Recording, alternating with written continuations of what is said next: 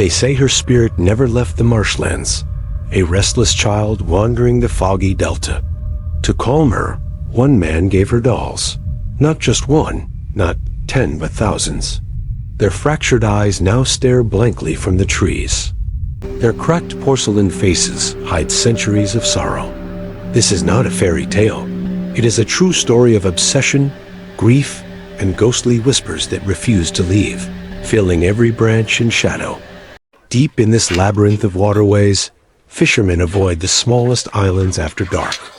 The silence is unnatural, a presence felt more than seen. Dolls hang from branches like sentries, their hollow eyes following every movement. To step here is to enter another world, where grief solidifies into obsession, and every branch holds a story of despair. Each step forward is guided by the whispers of the forgotten. It begins innocently.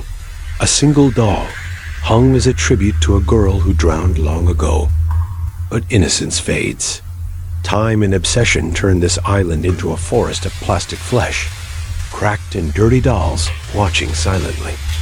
Each branch, every tree, becomes a memorial, a warning, a cage for a restless spirit that may or may not exist. The silence is heavy, filled with the gaze of 1,000 lifeless eyes. This is the threshold where the living meet the forgotten.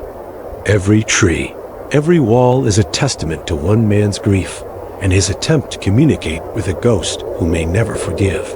Varsayalan Medin. To understand the island, you must first understand its cradle, the ancient canals of Exocamilco, south of Mexico City.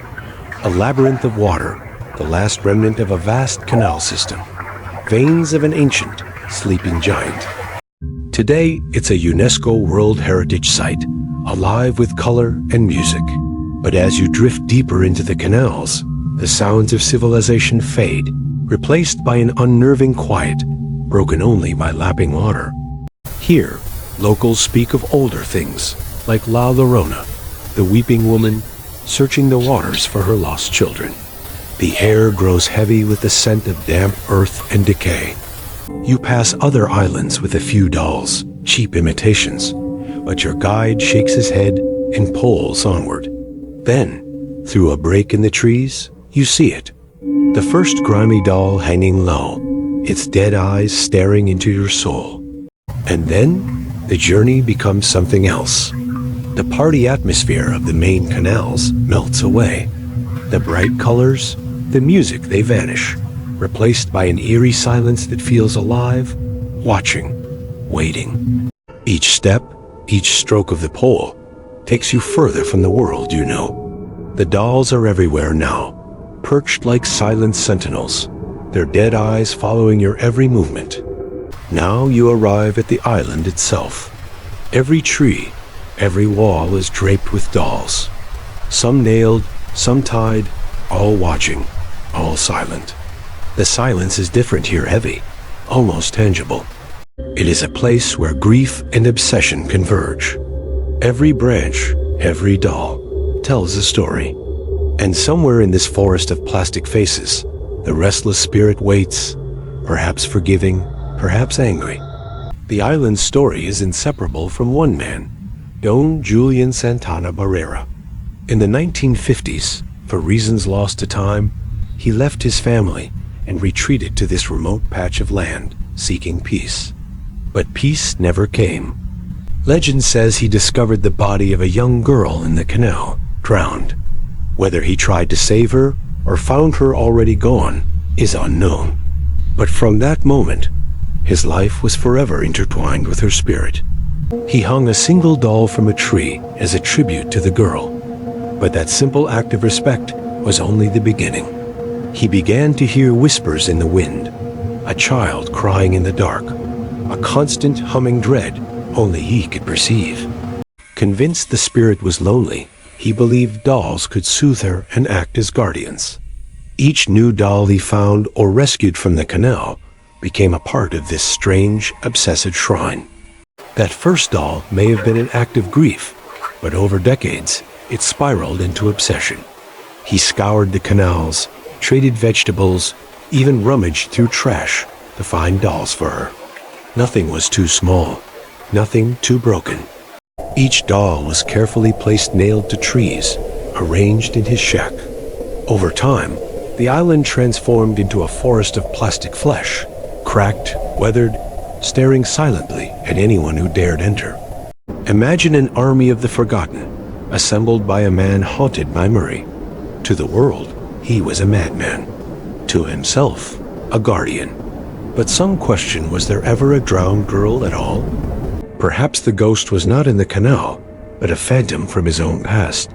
The truth is as murky as the water, as uncertain as the gaze of 1,000 lifeless eyes. That first doll was grief, but over the decades, obsession consumed him. His mission to appease the spirit became all-encompassing. He scoured canals, scavenged trash, and traded anything he could for dolls. The dolls he collected were often already broken, but he treated each one with reverence. Hung from trees, placed in his shack, they became a forest of plastic flesh, growing year by year. Time and weather became twisted artists. The dolls cracked, grime formed like tears on their faces. Spiders spun webs in their empty eyes. An army of the forgotten, silent and watching. To the world, he was a madman. To himself, a guardian. And yet, some wonder if the ghost was ever real, or if it was a phantom born from his own loneliness. Over the decades, the collection grew from dozens to thousands. The island became a twisted forest of toys, each doll a silent witness to his devotion and his madness. Time weathered them further cracks, grime, missing limbs. Spiders built webs in their empty eyes. The island became a living museum of grief, obsession, and haunting beauty.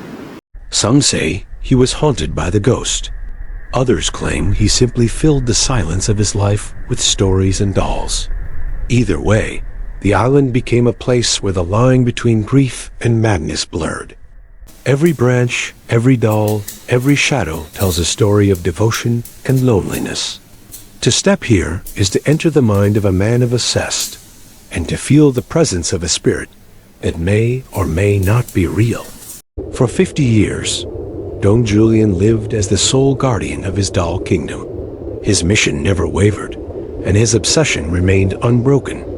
The legend that began with a body in the canal was destined to end in a similar, eerie fashion. In 2001, now 80 years old, he was fishing with his nephew. According to legend, sirens called his name from the water. He sang back, and when the nephew returned, a scene of horrifying symmetry awaited. The official cause of death was a heart attack, yet the location exactly where the girl was said to have drowned decades earlier was impossible to ignore. The story had come full circle, like a snake eating its own tail. Believers say the spirit finally claimed him. Skeptics call it coincidence, but his death cemented the island's reputation, turning it from local oddity into a world-famous haunted site. After Don Julian's death, his private obsession became a public spectacle. The family opened the island to visitors. Today, it's like a living museum, still curated by his ghost. Original dolls remain, weathered and grimy. New visitors bring their own dolls as offerings. Fresh faces contrast against the old, like ink on an ancient manuscript. Visitors report strange occurrences, dolls moving, blinking, whispers in empty spaces. The island's fame has spread worldwide, drawing curious and thrill-seeking souls alike. Even pop culture has noticed. Rumor has it Tim Burton and Lady Gaga filmed a secret video here. Today, the island holds the Guinness World Record for the largest collection of haunted dolls on Earth. So, the story leaves us with a choice. Was Don Julian a true sentinel, appeasing a lost soul? Or a lonely man creating a world of plastic companions to give his life meaning? The dolls do not answer. But what do you think? Is this truly haunted, or a tragic monument to one man's obsession? The Isla de las Muñecas is more than a tourist site. It is a living piece of folklore, where grief, madness, and the supernatural intertwine. Whether a ghost truly haunts these canals, Or the only ghost was Don Julian wrestling with his own demons. The power of the place is undeniable. Waiting, watching, remembering.